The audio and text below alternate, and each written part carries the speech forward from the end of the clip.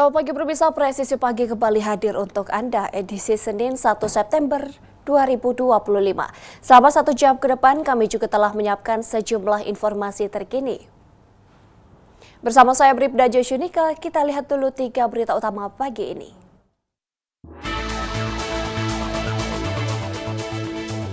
Kepolisian daerah Sulawesi Tenggara kembali melaksanakan pemusnahan barang bukti narkoba hasil pengungkapan Direktorat Reserse Narkoba.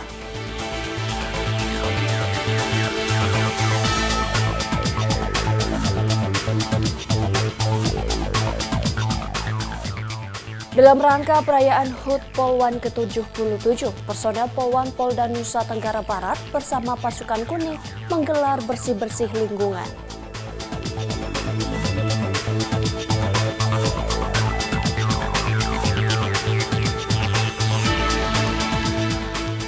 Peduli korban pasca gempa, Polwan Polda Sulawesi Tengah menggelar kegiatan trauma healing, bakti sosial, bakti kesehatan, dan juga renovasi sekolah di Poso.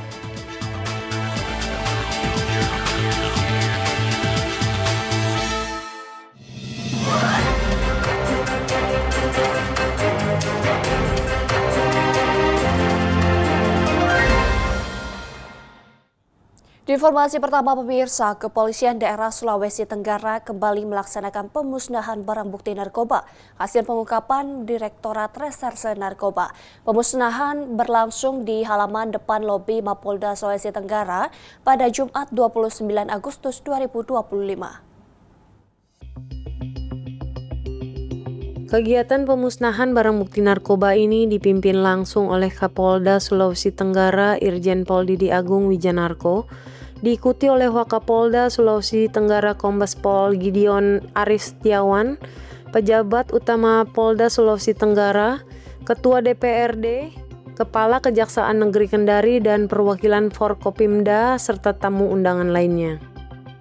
Kapolda Sulawesi Tenggara mengungkapkan keresahan terhadap peredaran narkoba di Sulawesi Tenggara, di mana pada pemusnahan 8,2 kg sabu tersebut setara dengan menyelamatkan 82.000 orang yang berada di wilayah Kota Kendari. Kapolda menegaskan bahwa saat ini peredaran narkoba di Sulawesi Tenggara masih sangat masif. Irjen Pol Didi Agung Wijanarko mengimbau masyarakat untuk melaporkan jika ada kegiatan mencurigakan terkait narkoba kepada petugas. Kapolda juga berharap tersangka pengedar narkoba mendapat hukuman mati agar menimbulkan efek jerah dan membuat wilayah Sulawesi Tenggara bebas narkoba.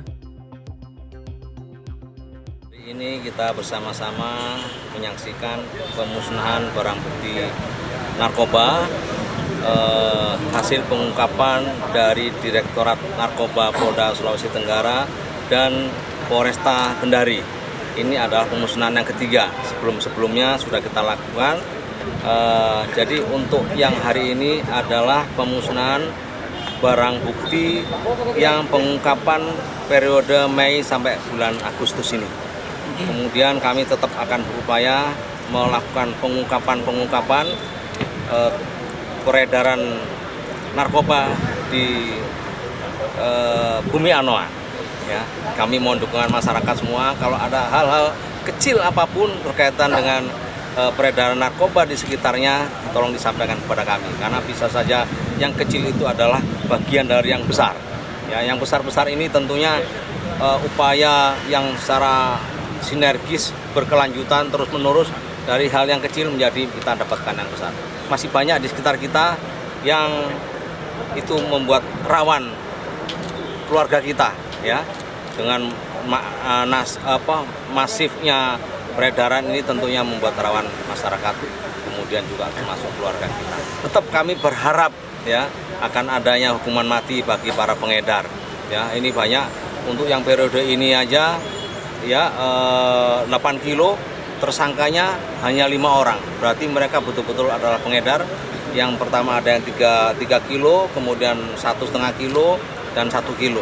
Ya, itu kita berharap mereka ada yang kita dapat vonis hukuman mati, sehingga memberikan efek jerah. Para pengedar tidak berani untuk melakukan peredaran di Bumi Anoa. Dari Humas Polda Sulawesi Tenggara melaporkan untuk Polri TV. Dan pemirsa peduli korban pasca gempa, Poluan Polda Sulawesi Tengah menggelar kegiatan trauma healing, bakti sosial, bakti kesehatan, dan juga renovasi sekolah di Poso. Bribda Fadila Amanda, personel Humas Polda Sulawesi Tengah, akan memberikan liputannya untuk Anda. Silakan Bribda Fadila dengan laporan Anda.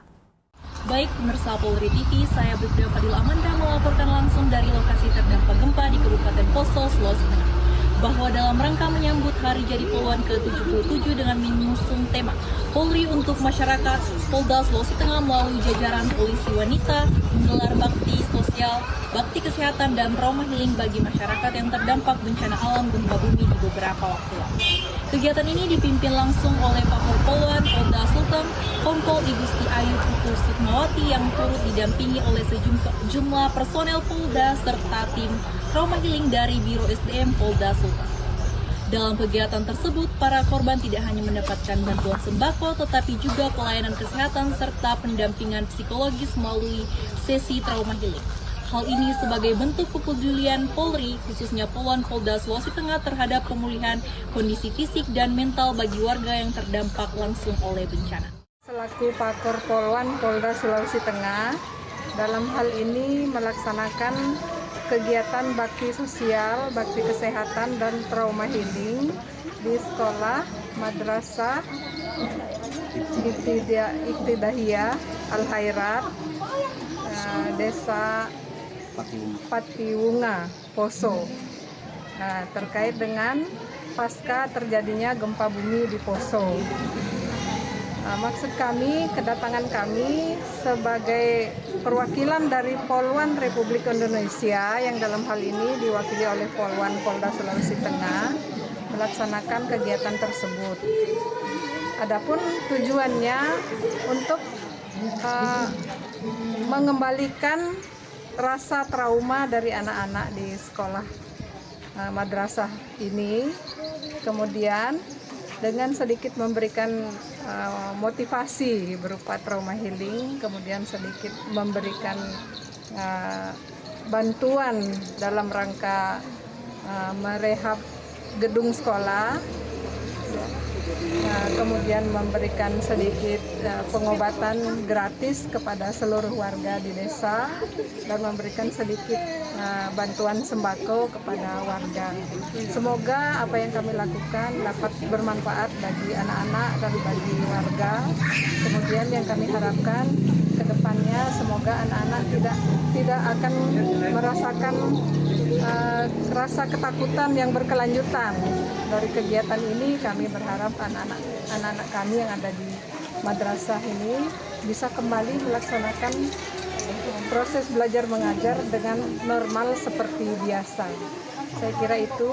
Terima kasih atas waktu dan kesempatan yang diberikan kami untuk berkunjung ke sekolah. Kemudian semoga apa yang kami dapat sampaikan untuk sekedar membantu bisa bermanfaat bagi sekolah dan anak-anak. Demikian dari Kabupaten Poso, Sulawesi Tengah, saya Bribda Fadila Amanda melaporkan untuk Polri TV. Di informasi berikutnya pemirsa, Kapolri Jenderal Polisi Listio Sigit Prabowo menegaskan bahwa penegakan hukum kepada 7 orang pelaku rantis lindas ojol dilakukan secara cepat dan profesional. Kapolri juga mengajak masyarakat untuk lakukan unjuk rasa sesuai aturan yang berlaku, memperhatikan kepentingan umum, serta tetap menjaga persatuan dan kesatuan bangsa. Terkait dengan masalah pengamanan dan penanganan terhadap 7 orang yang kemarin melindas sopir ojol yang kemudian almarhum. Seperti diketahui oleh rekan-rekan bahwa proses penanganan oleh Propam kemarin sudah berlangsung dan saya sudah perintahkan untuk dilaksanakan secara cepat, maraton, sehingga kemudian bisa segera diinformasikan kepada masyarakat. Kemarin Kadif Propam sudah menyampaikan bahwa dalam waktu 1 minggu harus siap untuk melaksanakan sidang etik dan tidak menutup kemungkinan bahwa juga ada ruang apabila memang ada kesalahan yang harus harus kita proses secara pidana. Dan kita sudah membuka ruang untuk Kompolnas, untuk Komnas HAM, untuk bisa mengakses dan mengikuti proses yang sedang kita tangani. Terkait dengan aksi unjuk rasa yang terjadi beberapa waktu ini, kita melihat bahwa aksi yang berlangsung di beberapa wilayah saat ini cenderung tidak sesuai dengan aturan sebagaimana yang diatur di dalam Undang-Undang Nomor 9 Tahun 98 terkait kemerdekaan menyampaikan pendapat di muka umum. Jadi saya ingatkan bahwa terkait dengan penyampaian pendapat itu adalah hak bagi setiap warga negara dan dilindungi undang-undang. Namun tentunya ada syarat-syarat di dalamnya. Antara lain harus memperhatikan kepentingan umum, mengikuti peraturan perundang-undangan yang berlaku, dan salah satunya juga harus selalu menjaga persatuan dan kesatuan bangsa.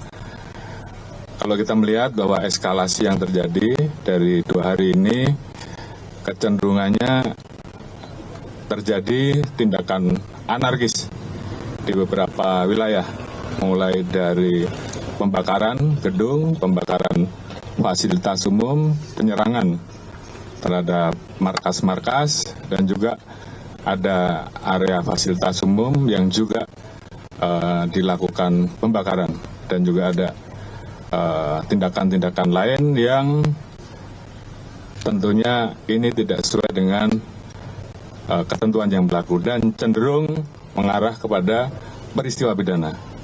Oleh karena itu, tadi Bapak Presiden memerintahkan kepada saya dan Panglima khusus terkait tindakan-tindakan yang bersifat anarkis.